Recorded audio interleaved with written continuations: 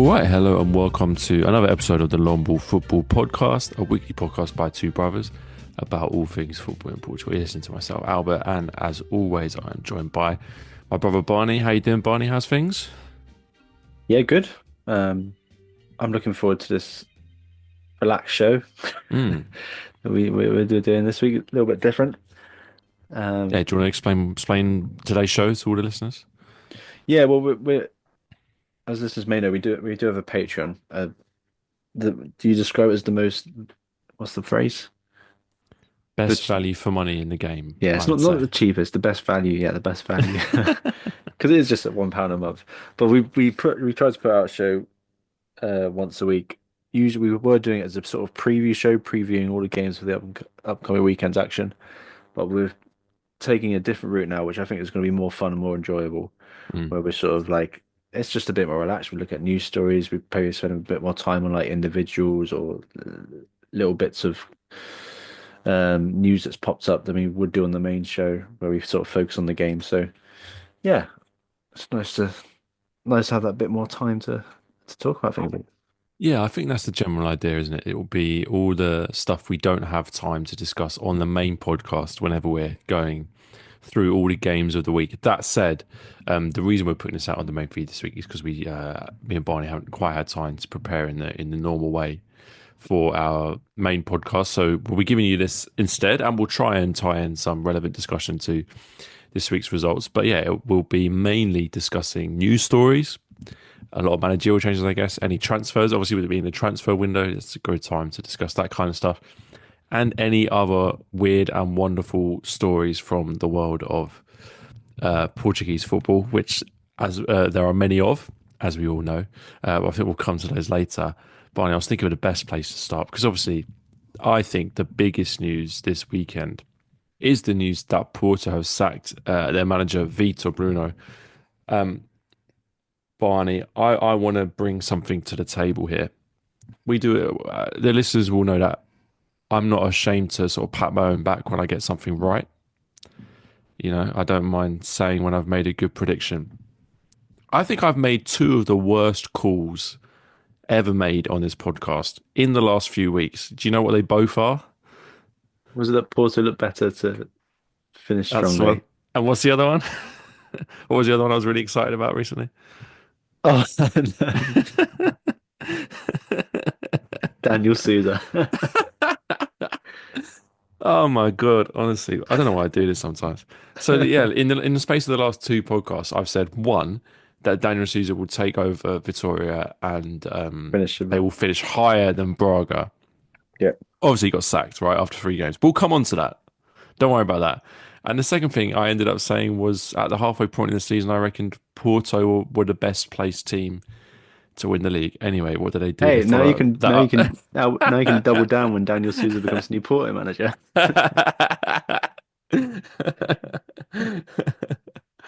Oh, He Jesus. sure just quickly, he surely can't, can he? I know he's got the links to AVB, but surely that's Oh, not going to do you know what? I happen. hadn't even considered it as a possibility. But Surely not. he does have the connection, doesn't he? Yeah, I Because think he used to be. he's a former AVB assistant at like Yeah, Zenit and Marseille. Marseille and also in China and places like that. Well, I tell you what, it's not as crazy as it sounds. But anyway, let's just first of all, first things first. I suppose like your reaction to the fact that he got sacked because none of the big three have had great seasons so far, but you know, all three of the teams were in kind of touching distance of the title. But that loss to Gil Vicente at the weekend was obviously a really poor result, and they haven't been playing amazingly well. So I think there was always a sense that, um, there was always a sense that Porto could be doing a lot better, and perhaps there was a manager out there who could do better. We should clarify, of course, it's three losses in a row for Porto, two in the league, and then they lost the League Cup final, of course, to Sporting as well. So, yeah, it's a string of disappointing results in a row. Yeah, I guess going back to the original decision to go for Vita Bruno was the sort of the cheapest decision, and perhaps brought the most continuity from Sergio Conceição, although he's obviously not exactly the same for many, many reasons. I think it needed to be done because there clearly has been something going on. You see the whole Pepe drama, the Brazilian winger who been left out of the squad. Right, right, He put out quite a damning statement. Vítor Bruno himself has sort of said some quite damning things about Pepe as well, and so there's clearly some unrest there. right, right. Um, I didn't get the full story from because Pepe put out an Instagram post, I think. But one of the things that came out was that Pepe was playing PS5 when the game was on or something like that. So there's been a bit of a real breakdown, and I think once the decision had been made, Andres Villas-Boas had called all the players in the squad in to sort of to the growl to discuss the situation. So I think maybe not so much for their input, but to sort of like you know just sort of set the story straight and sort of say, right, we're moving on now. Let's push on because you weren't too stupid to say they were looking good a few while like a little while ago. I appreciate that. There were because they were in a sort of it did feel like they were in a stable situation, but as you said, the wheels have come off and it hasn't looked good. There's been a real, I mean, on the football pitch itself, I think there's been a real lack of creativity. I think to his credit, he managed to find a well, maybe not to his credit. I was going to say to his credit, he had a lot to do in terms of like he had to reinvent the back line, which has taken him some time, and perhaps maybe he hasn't got it right on every game. Um, there is a lack of creativity. I think that's highlighted by the fact that Samu's XG, he's overperforming his XG so massively, i.e., he's getting low quality chances really, but he's managing to put them away. So that's sort of certainly papered over the Mm. cracks, hasn't it, for perhaps a little while, and maybe made them look better than they actually were. Um, I was going to ask the question, would another manager have done better with this squad? But I think maybe yeah, because Yeah.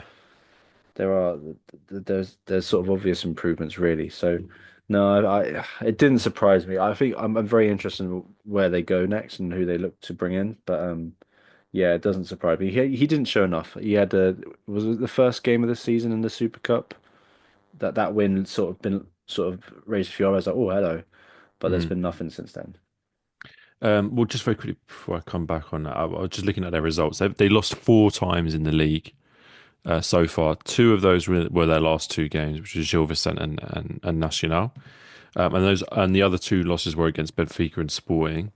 So don't know whether that maybe makes it seem a bit harsh, but I get the feeling that perhaps it's more because this is maybe a bit of a missed opportunity for Porto. And the thing that really hit the nail on the head for me, Barney, I think it was friend of the show, Danny Saldana from All Things Outloud, basically did a tweet saying, "Thank God Conceicão's not here because he would walk the league this year." Mm. And I do kind of agree with that. That although I have praised Porto for the fact that they're building something and it's a transitional year and all this stuff. But they, I think I that's a mean, really good point. That's a really good point. Like if yeah, Conchesal was here with this squad, with this squad. that he would be walking the league. Yeah, it's not. Yeah, exactly. So maybe that's the thinking behind it. But then in that sense, if that is what you're thinking, then that does kind of tell you, well, where do you go next for your managerial appointment? Because I don't think you sack Vita Bruno because you think the project's not working. You sack Vita Bruno because you think, well, with half the season left to go, maybe we can win the title here. And then so who do you bring in? And it's like, well, there's not many options. I mean, I've got Paulo Fonseca's been linked. I Yeah, I mean, think that he looks most. He might be probably going to Leon. I think I saw a report that Jorge Costa and Villas-Boas like Luis Castro's profile because of his oh time yeah, he is at Porto. Zubizarreta, is he the sporting director? He's a fan of Xavi, the oh wow. ex-boss. And Sarri's been mentioned, but more of a sort of I mean, Mauricio Sarri would be a crazy appointment for the yeah. Primeira Liga. That would be crazy. The Xavi one's interesting to me. I don't know if that would come off. But it's like all these big names come with big price tag. That's the only thing, and I don't think Porto have got that kind of money. They have to find it from somewhere. But Well, yeah, maybe the Xavi thing's interesting because he feels like I feel like Porto's quite an interesting club for sort of to bounce back from parts. Like I don't think many other clubs would take a risk on him. Whereas I don't know. Anyway, yeah, this is all sort of speculation. speculation. I think they are still looking to be active in the transfer market. This Barco deal hasn't come off, but uh, I don't know. I feel like it's a big moment really for AVB Mm.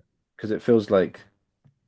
yeah, it's going back to that point you made, Albert, and several people are making. This is an interesting season, and then there is an opportunity there. And I think perhaps, yeah, if that opportunity wasn't there, maybe they would have been a little bit more patient and waited for the summer. Um, Yeah. I was but going to yeah, say it's the first big call AVB's had to make, but it's not, is it? The first big call was getting rid of Conceição in the first place. So this is the yeah, second big call. So yeah, I mean, I think the thing with Porto is like it's so easy to look back with the benefit of hindsight and be like, maybe they got the managerial appointment wrong. Maybe they shouldn't have gone for the kind of the project or whatever. But I think it was the right thing to do at the time. And I do wonder whether maybe their hand's been forced by the fact that Benfica and Sporting have not been kind of as far ahead as you might have thought. mm, And so now that there is that opportunity to win the league, maybe they're kind of yeah, rubbing their hands together, thinking there's a league to be won, which they may well could still do. But yeah, I, we don't know who the next I, manager's going to be yet.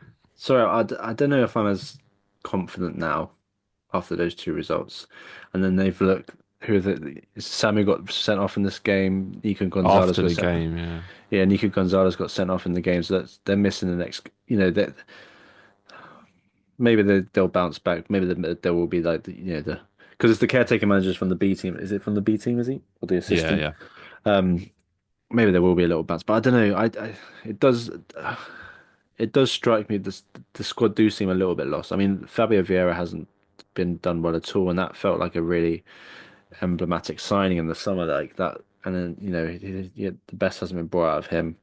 I don't know. I think there's perhaps there's going to be. I think it might take a little while for these problems to be resolved for Porto. I don't. I think, yeah, they might drift away rather than push for the title. yeah. Well, we'll see. I'm not going to make any more predictions after what happened last time. Should we talk about the other prediction I got wrong, which was, of course, Daniel Sousa? I actually couldn't believe this at the I time. could. I. I need like a really in-depth inside story. I know there That's is the one. thing. So, for anybody who's not aware, Daniel Sousa, the man who took Aruca to the Europa Conference League last season, did some amazing work, built an amazing team, and achieved great things with Aruca, and naturally got a big job offer from Braga. He joined over the summer. They made some signings. He took charge of a couple of Europa League games. He then took charge of one league game, which they even lose or did they just draw the game? I can't remember. But anyway, they sacked him after one league game. It was incredible at the time, really, really surprising. Then embroiled in a legal case with Braga about unpaid wages and all this kind of stuff. Anyway, gets the job at Vitoria halfway through the season, the Mino rivals of Braga. And we all think this is going to be, well, I'd certainly thought this is an opportunity for his redemption and to kind of build back his reputation.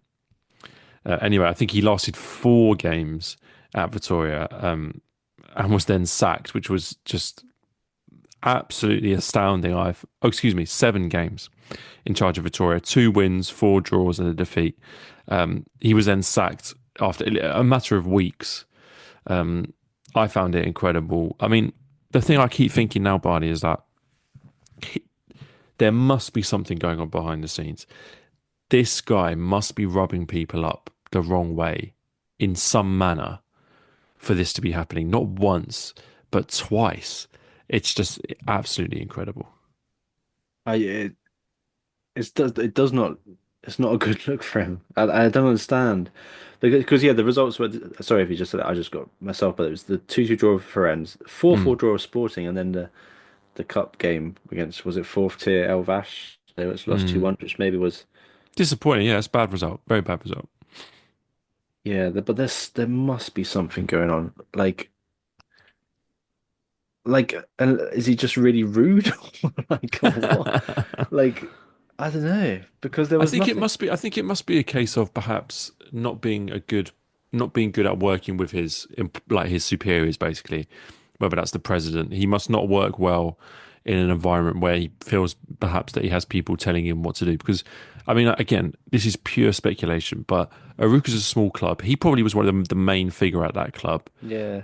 where they sort of let him do what he wanted in many ways. And obviously, they couldn't just let him sign any player under the sun, but, perhaps he was kind of felt more that he had freedom at Aruca. I can imagine that more. And I can imagine going from there to Braga and having a lot less freedom, having a lot more people to answer to. And perhaps he was felt more constricted. And similarly at Vittoria would have been a similar situation. But again, this is just pure speculation because I mean, I believe that in neither case, either at Braga or Vittoria, the results alone warranted the sacking. I don't know if you agree with that. No, yeah, I do agree. They didn't deserve the sacking. I don't know. I was just trying to think like, were they both during the transfer window, so maybe he wasn't getting played like maybe he was demanding players or something. I don't know. Because I feel like it wasn't a straight firing, was it? It was like a mutual. Like it in both cases, it wasn't sort of described as a straight sacking. I think it was. It's absolutely bizarre. It's done. It's like this guy had so much promise.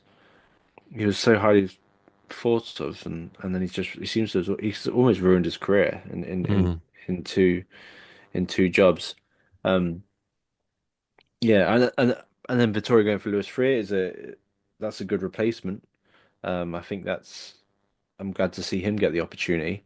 Yeah, that's true. I think he's I thought he was hard done by Rio Ave to lose that job. I thought he'd yeah. done really well. I mean, maybe I'm not sure whether he was fired or maybe it was like mutual consent or whatever, but he'd done really well at Rio Ave. So that feels like a good appointment. Yeah, it's something like he had a bright future. Like he was like one of these, you know. Anyway, so that's a good replacement. Um, I just yeah, people have described it as only in Portugal, right? But like it seems even crazier than that. Like like I've never seen anything like it. Mm. And particularly with the profile of the two jobs, Braga and Vitoria. And Yeah. yeah, it's What do you think? What do you think he's done for his reputation, though, Barney? Because surely he doesn't manage in Portugal again. well, man, like his name came up in the summer when Porto were looking, when they were briefly looking. Well, yeah. I'm And not maybe sure that if there was any actual links there, or it was more like speculation about which kind of well, player there manager was the could. AVB link, and Yeah, I don't think it would have been too outrageous if he had got that job. It would have been a bold shout, but it wouldn't have been out of this world. Yeah. Didn't you say, but before he took the Victoria job, he was the only other offers he was getting was sort of Middle East and that, I think he was. There was rumblings around when Famalicão needed a new manager, so that yeah. kind of level as well. Which even that I don't think would be a bad move for him. But yeah, Well, it's whether he decides to stay in Portugal or not, or if I don't know. Maybe he does suit the Portuguese uh, yeah. merry-go-round of managers that sometimes happens with some of the clubs. It Yeah, just sucks them all in, doesn't it, Barney? yeah. No one can escape it. No matter how good you think you are, you're destined to be on the. You're destined to be managing Morrowind in a season's time. Yeah, it's always more ends, isn't it? No, it's yeah. I think for me, Albert, I think that's probably one of the craziest things I've seen since doing the podcast. Yeah, I agree. It's unheard of twice in one season. Hmm. Yeah. But yeah, like I say, I need to find this. I need to find like a real inside story about that and what's gone on. What's Um, gone on there? well, does this bring us nicely perhaps onto to the next part of what we want to talk about, which is transfers? Obviously, it's the transfer window. Transfer window is open, and a club making big moves in the transfer market is Vitoria, although all outgoings. So, as I understand it, Barney Manu Silva, the defensive midfielder, has just signed for Benfica for about what was it, 12 million euros, something like that. Hmm. They then sold the right back Alberto Costa to Juventus for again about the same fee 12, 13 million euros, so about 25 million euros for the both of them. And they are now, as we see today, in talks with Al Hilal, which I think is Jorge Jesus's club in Saudi Arabia, But for the Neymar's transfer. replacement. Yeah, so Neymar's leaving, and they're replacing him with Caio Cesar for 10 million euros. So if I'm doing the maths right, Barney, I'm counting 25 million. No, wait. €35 million worth of sales for Vittoria in the space of a few days. Yeah. How do they keep doing it? Is one thing, but two, the other side to this is that they're about to enter the next stage of the Europa Conference League, which they were doing so well in. They've then sacked off the manager they lost the manager excuse me, to be fair, they lost the manager that did so well to get them far in that competition. And they're selling off three of their best young players. I mean, I understand that they can't turn down the money, but I mean, it's pretty incredible how they keep making these types of sales. Yeah, the Alberto Costa one has took me by surprise, and I haven't been all in this season. I've had lots of things going on behind the scenes, but I've got to hold my hands up. I'd never really Alberto Costa had not been on my radar at all. So like to see him go, and it was a bit of a saga, wasn't it? Because Yeah.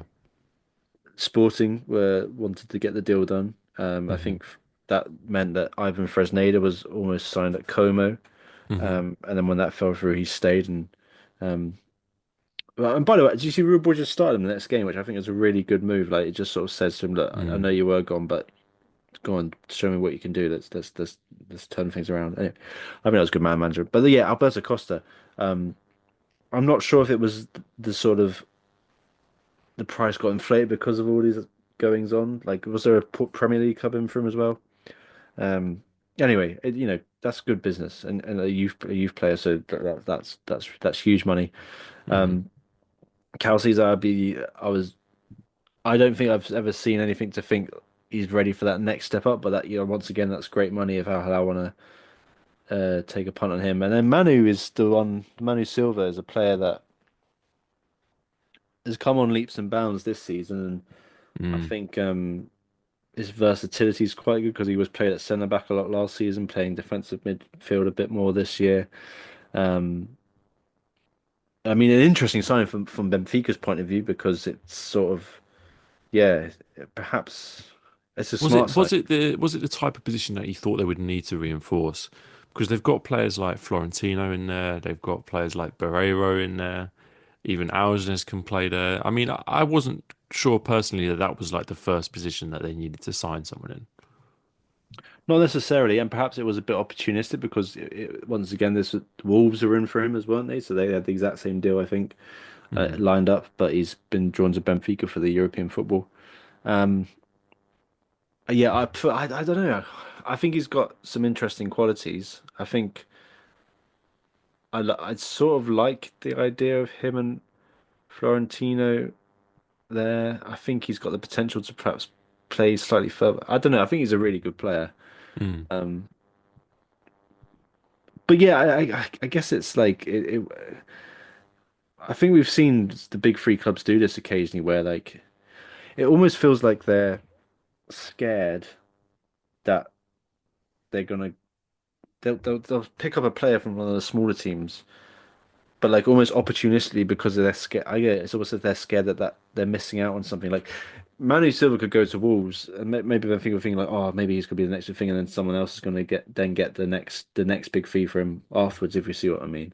Mm. And we see that like with Port, sometimes that comes off and sometimes it doesn't. Like I think Porto, with Andre Franco, Ivan Jamie, that hasn't come off. They were sort of opportunistic signings that when they didn't really need it. Maybe Manu will be that again. I don't know.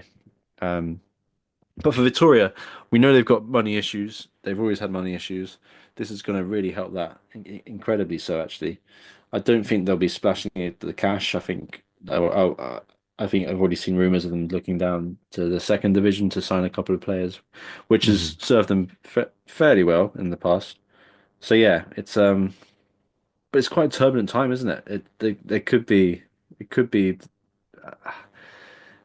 There's a three big players to lose, and as you say with the whole managerial changes, I don't want the wheels to fall off, is what I'm saying. But Yeah. it's a pretty impressive outgoing in terms of the income that they're getting. Yeah, it's Yeah. really And then impressive. I mean, you had the 20, was it 20 million or so they got for Jota Silva in the summer as well. So it's been a very fruitful period for Vittoria. I, You have I to say. guess that's where the Victoria fans would start to, you know. they Where have, does the money go? I think that's kind of what I'm suggesting. yeah, Although maybe the answer then, Barney, is in the sales itself. Maybe that's where the money goes. It goes into the youth academy. It goes into developing the players, and that allows them to keep bringing these young players through, selling them on for good sums of money. I think very much that it's a very sign of a very healthy club to be able to make these kind of sales from youth players or young players bought in at a much lower price. Yeah, the only thing I would question is the kind of the timing, the mid-season timing of it all, which I think is a little bit disappointing, especially when you're in a big competition and the summer transfer window is always going to be there, but perhaps they have to feel they have to capitalise on on the demand whilst it's there, which again. I understand that as well, but yeah, I'm sure Vittoria fans will just be thinking this is the same thing all over again. Barney, Rio Ave have also been fairly active this window. They've been spending even more money. I had to do a bit of a double take when I saw they're signing a player from Estrada da Amadora for 2 million euros, Andre Luiz, which is quite impressive. So they continue to bring in reinforcements under their new ownership. But yeah, other than that, I'm a not few. sure. Are there any other signings or rumours that have caught your eye? Well, it's there's a lot of comings and goings between the sort of Marinakis Right, umbrella I of see. clubs, right? So like, there's a few on loan from Olympiacos as well that have come in. A few outgoings as well. Yeah, there seems to be a slight focus on the defense. They brought in Andreas Ntoye from Olympiacos. They brought in, is it Abbey as well? Is he from Another English Olympiacos? player. Yeah, left-footed centre back. I think Jonathan Panzer's a left-footed centre back. Yeah, yeah, yeah. Like, they've got a couple there already. So yeah, that would be interesting. I mean, I was actually, I think I've gone on a bit of when this first sort of happening, Albert, I think I was quite excited by the opportunities that Real were going to get to sign, like the players they were going to sign. And but I'm beginning to think it might become a more of a one-way thing. Like, I feel like if there is good talent there, it'll be taken up by Olympiacos or a bigger club. But but what's going to happen to Real is that they're just going to get deadwood. They're just going to get players who, I don't know, they might improve the quality, they might not, they might be lesser quality. I don't know, but essentially you're going to have other managers to put a team together. And although I Mm. think Petit is a good enough, is the right sort of manager for that, seeing the amount of activity going on. I mean, at the weekend, was it that they had Clayton wasn't available, so they were playing a 18-year-old Israeli striker on loan from Olympiacos, and you could just see him struggle against Sporting. Like, Mm. it just wasn't good enough. But for Olympiacos, they've got a guy getting experience in the Portuguese league. So I don't know. I do wonder about that. In terms of other transfers for the rest of the league, I think Telasco Segovia's departure from Casapia is interesting because I think he was quite a key player for them. I think Sporting getting a goalkeeper is huge. Rui Silva. Yeah. It's I don't know much about him. I don't know if he's amazing. He's 30. Is he 30 years old? But it's a it's a it's a pro, it's Rui Ball just saying, right, you're my keeper. You're my guy now. We've Yeah. done that change. It's addressing a problem that was obviously there. Um, so I think that was quite good. Um, yeah. Otherwise, I think it's nothing too exciting. We're still warming up. Yeah, I don't know. There's been a few outgoings. Oh, Ivan Rodriguez to Moreirense from Aruca. Mm. I've always rooted for that guy. Yeah. Yeah. Yeah. Uh, Uh, I think we should do perhaps something that I know the patrons wanted us to discuss, which is a kind of teams in form section outside of the big three, obviously. But I don't know whether we should pick a team each for kind of who's been playing well recently. Um, I know you're probably going to talk about Gil Vicente or perhaps another team. So one team I just wanted to flag as in good form of late that are making improvements is Estoril under Ian Cathro. 2 wins and a draw in their last 3 games. They beat Santa Clara 3-2 away from home, which I think is a really excellent result. mm, Before that, they beat Estrada da Amadora 4-2 away from home. another really good result. So 7 goals scored in those 2 games. They drew with Moren's game before that. They've only lost 3 of their last 10 league games with 4 draws and four wins and 3 draws. So I think it's pleasing, Barney, to see them start to get into gear, start to play a bit better, start to put more points on the table because Estoril, a team that I like quite a lot, and I'll give you an idea, Barney. Some of the teams they're currently ahead of in the league: Famalicão, Rio Ave, Aruca. So they've done pretty well, I think, to get into the position that they're in, considering they had a very slow start. Yeah, I think the key thing is you've alluded to their last 10 games, right? The 11th game going backwards was their loss to, is it fourth tier or fifth tier side Luistiano in the cup, Hmm. which is a really embarrassing point, right? I think it was 0-0 and they lost on penalties. But and so their 9 games before that they had 1 win, 4 draws, 4 losses, only 4 goals scored. And then you mentioned their last 10 games. They lose to that team in the cup, and then their next 10 games, 17 goals scored. That's been the biggest difference. It's that turnaround. And like I've said, multiple times, that they've been patient with Cathro, and he's worked things out now. Um, the midfielders looking great, and with the wing backs, I think Pina. The fact that Pino's the a right wing back is I'm really starting to enjoy watching Mm. play. And then of course the midfield Xhaka and Holsgrove are nicely complement each other. Um, yeah, it's I think they I think they could I think the momentum will continue for them. I think they will get better and better. At the back line as well, the back four there. Because I remember at the beginning in the summer, but I was so all in on it when in Cathro. I was looking at all their signings, like really analysing them, thinking, oh, this might well get like there's a Basher, the Austrian centre back.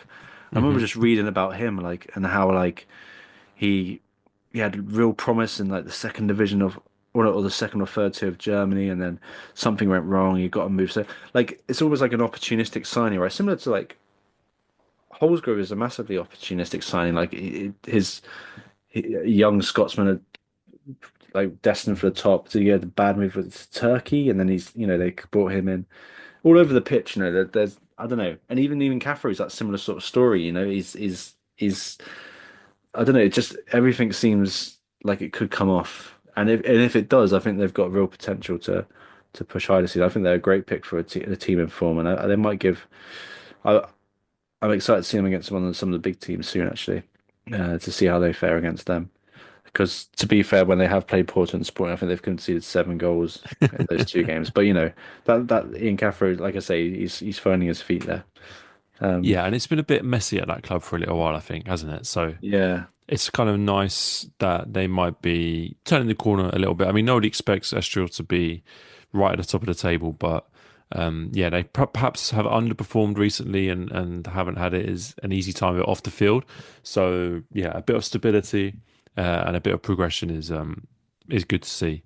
Who are you going to go for now? Am I right in saying you're going to go for Gil Vicente? yeah. I did want to look at the other thing because obviously the win against Porto at the weekend is a huge. Well, I say huge achievement. Haven't they beat them like 6 times in the last 5 years or something like that? I think there's a statistic like that. They've done very well against Porto in the past, but then no, they just I hadn't realized Bruno Pinheiro had been there most of the season, like or since the summer, Hmm. and I felt like that it felt like there's been a recent upturn in performances, but perhaps that's just him sort of, as I've just been talking about Ian Cathro, like sort of finding his feet, finding his team. Because also it feels like they haven't really changed the squad that much at all from last year when they really struggled. But Fujimoto is if Pinheiro is on one thing, it's bringing the best out, getting the best out of Mm. Fujimoto again. He's looking really effective in midfield, goals and assists. The defense is looking all right as well. Like it's and I like once again like with sort of very little reinforcement. Um, uh, yeah, and then is it Maury Gaban, sort of defensive midfielder? He seems to do. I think that's probably the he's if anything, he's been the key to their success because he sort of protects the back line.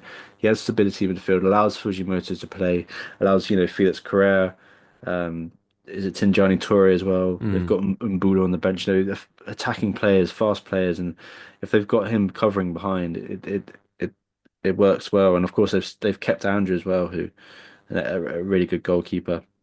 Um, yeah, I saw a couple of rumors about some of the big clubs being in for Felix Correa, but if he stays, that's great. So yeah, I think I I like it because I feel like it's quite subtle for Pinheiro. It hasn't been like Mm. there's it's almost quite simple.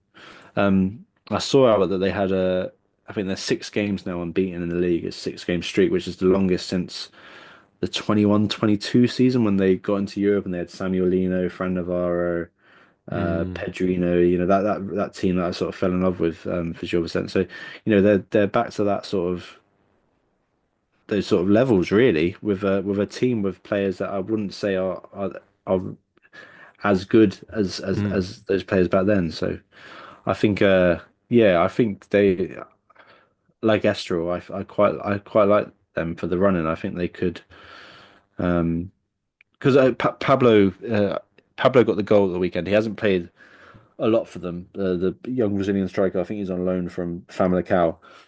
But he hasn't played a lot for them because I think they've got a Spanish striker called Aguirre who's sort of started most of the games this season but hasn't scored it. They've got a young striker called Cow as well, I think Angolan striker. But Pablo looks interesting because I think at Famalicão he had a bit of hype around him, never really got an opportunity. Goal against Porto. If he gets good scoring as well, it could be a good second half of the season for Gil Vicente. Yeah, I think you're right to say that it's been a bit under the radar as well, which I don't think is necessarily a bad thing. These teams don't always need loads of hype around them and all that kind of stuff. But as you say, the performance has been really good. Unbeaten in their last 6 league games, which is very impressive. Obviously, the win against Porto, but also draw against Sporting. They also drew against Braga earlier in the season. So it's been some really good results. And yeah, I think Gil Vicente perhaps does have a good. It's one of the clubs where there is a little bit of potential around it to kind of just creep up the table a little bit, and it's got a good fan base in the part of the country that it's in. It's got a kind of a local identity and yeah, a decent set of fans. So yeah, I really like Gil Vicente, and the manager Bruno Pinheiro is one that I liked when he was Estoril manager. Yeah, and I like the fact that he's back and doing good things because it was easy to kind of forget about him a little bit. But yeah, I think, like you said, it's all a little bit under the radar, but going quietly very well. I think yeah, I think that's a really interesting point because he was the job he did at Estoril was incredible. Like Mm, a really good team. I think like it it stands out if we're going back several seasons out of all the seasons that his performance with Estoril stands out. And then yeah, didn't he go to be was it the Qatar under 23 manager or something like that? And then hmm and then he's had another job. Forgive me, I can't remember what league, but it's a Middle Eastern league where his points per game average was like 2.45 or something. So he did really good, and it wasn't a team I recognized. So yeah, he's a really good manager, and it's a yeah, he could be a good fit as Joe Vicente. I think it's a great appointment. There is one other club, Barney, that we probably should have mentioned. I'll just mention it in passing, of course. We got to give some credit to Casapia, who've been in such good form, playing so well. They had those 3 wins in a row, which was really good. They drew against Famalicão last week. They're actually playing against Boavista tonight. So yeah, we're not sure what the result of that will be, but again, a good opportunity to win. Um, doing very, I mean, it's incredible considering the size of the club to see them sitting seventh in the table. Um, and yeah, I think that's a team that if they continue that good form, them and their manager will be catching a lot of headlines. So yeah, I think those are the 3 good clubs I think to mention as clubs João, in form. sorry, I always forget his name as well. João Perez, 32 years old, the manager of Caspia. I know it's Like crazy. that. Um, Yeah, no, I think I really enjoyed Caspia. Like I said, I'm a bit gutted Segovia's gone but they've got good other midfielders. There's Benny, the Angolan midfielder I really like. Pablo Roberto is a good player. Rafael Birto as well. Um, but yeah, there's been Cassiano has been a good pickup, but this the Jeremy Liverlant is this 27-year-old French winger who I'd never really I've never heard of ever. But he was interesting. He went down. He was with Bordeaux. Then he lost his yeah, obviously what happened to Bordeaux happened, and then they signed him in the 17th of September. So after the transfer window, sort of a bit of an opportunistic signing. But he's obviously got some quality Mm. there. So that was a yeah smart move from them. Before we end, Barney, we're also going to spend some time on these bonus podcasts. As I said, talking about the weird and wonderful stories from the world of Portuguese football. I think you've got a good one for us this week to end on. Oh yeah, it's Fabio Coentrão, and I don't. I'm a bit worried because I haven't got the full story, but but His lawyer's going to be in touch. If any of his lawyers happen to be patrons, then we're in well trouble. he's But put out a statement which I haven't translated or read, but so where's the statement? you find it while I tell the Okay. story. But so essentially, I saw it's a video clip, and he's attacking a news reporter on camera, and I think that the news reporter's gone to speak to him because there's a story about him having illegally caught. Because the big thing about when he retired, right, was that he wanted to become a fisherman. So, So, carry on. So I'm and looking at an AI generated image of Fabio Coentrão with a load of surrounded by a load of crabs and just the Narcos Netflix logo. yes, I saw that as well. That was a good one. Sorry, carry on. But this is like yes. So he retired, right? And then where was he last? Was he? It wasn't his top club. It Rio Ave, was was it not? yeah, yeah. So he retired from Rio Ave, and then yeah, went into the fishing business. And then yeah, he's been illegally catching shellfish without a license. Um, and so this reporter's turned up, and then he's attacked them. Um, but and I saw this, and I was like, oh yeah, I forgot he was a fisherman. And then I was like, oh yeah, I forgot he used to play for Real Madrid. Like, why is this guy anywhere near? Like, what is it? What is like? Why is he illegally catching shellfish? So why does he need to do that? I'm Like, likening this, Barney, to you know how in Primeira Liga when a manager doesn't have the right license to actually be a manager, so they have to sit on the touchline. yeah, Maybe he doesn't have the right license to actually be the one casting the nets. He just has to sit on the boat. it is He crazy, has isn't to wear it? an armband saying fisherman. Why is he getting himself involved in it? Like, and Yeah. then it's like, and then why would you attack a report? Like, it's have you found his statement? Has he given any? No, I can't find it. But anyway, No. we'll follow up with that next week perhaps. But yeah. Only in Portugal, I think. Well, look, shall we leave it there then, Barney? Yeah, I think this has actually been slightly more structured than what it would normally be. I think normally on the Yeah. Patreon it will be a bit more random. We did, I mean, because this is going on the main feed, did a bit more kind of serious chat on managers and stuff. But anyway, if you enjoyed listening and you'd like to get that kind of podcast every week, you'll be able to find it on our Patreon. There'll be a link in the description of this podcast. And as Barney says, it's only £1 a month, and you get that alongside access to our incredibly popular Patreon Predictions League, which is a weekly predictions league where you can win real life prizes. So definitely get involved if you think you might be interested. We'll be back next week with a regular podcast, probably with a guest, so keep an eye out for that. But yeah, in the meantime, just say thank you very much for listening, and we'll see you next week. Yeah, she makes sense.